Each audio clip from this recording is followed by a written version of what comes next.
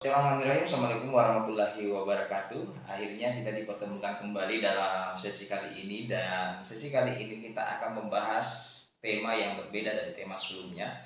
Dan kita pada sesi kali ini akan mengangkat gagasan Bourdieu tentang habitus, dan kita akan membahas keterkaitan habitus dan selera sosial. Sebelum kita membahas habitus dan selera sosial dalam kaitannya secara komprehensif, kita sebelumnya memaknai habitus ini apa sebenarnya. Perlu kita ketahui sebenarnya habitus ini agak susah juga dipahami, tapi intinya bahwa habitus ini membentuk pola pikir kita, kemudian membentuk cara pandang kita, kemudian membentuk penampilan kita, perilaku kita, dan gaya-gaya kita.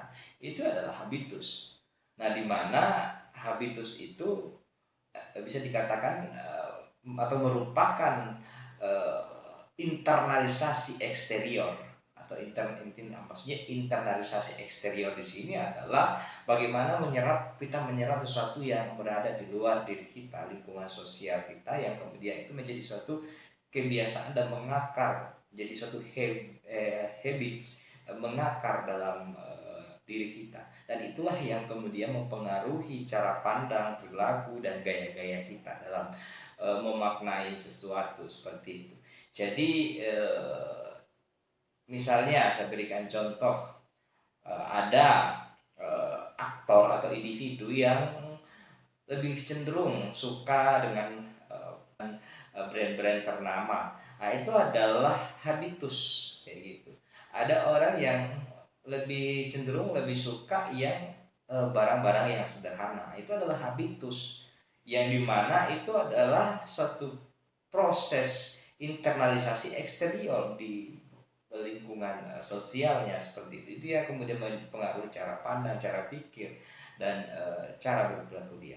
Atau saya berikan contoh lagi, misalnya saya seorang misalnya dosen misalnya. Nah, waktu kecil orang tua saya selalu mengajak saya ke perpustakaan. Akhirnya saya sering membaca buku, dan karena saya sering membaca buku, akhirnya terbentuklah habitus saya kayak gitu. Jadi karena terbentuk habitus saya dari orang tua saya, yang dimana dalam proses sosialisasi penanaman nilai itu orang tua saya selalu memberikan buku kepada saya, hingga itu menjadi satu habitus seperti itu. Nah, kalau yang membentuk habitus bisa kita melihat dalam dunia pendidikan bagaimana dibentuk, kemudian juga teman bermain, kemudian juga kelas sosial. Nah, di sini kelas sosial itu memiliki selera yang berbeda, di mana kelas atas memiliki selera yang berbeda dengan kelas menengah, dan di mana kelas menengah memiliki selera yang berbeda dengan kelas bawah. Misalnya ketika kita terlahir dari orang kaya atau kelas high atau kelas atas ini misalnya, ya, dan kemudian kita selalu disuguhkan dengan barang-barang mewah, dan selalu kita diajak di tempat-tempat restoran ternama. Nah, itu yang disebut sebagai selera, dan selera ini kemudian menjadi suatu habitus kayak gitu.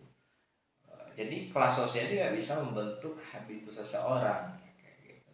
Kemudian juga taruhlah kelas bawah ini dia hanya bisa makan di pinggir jalan, atau makan makanan sederhana.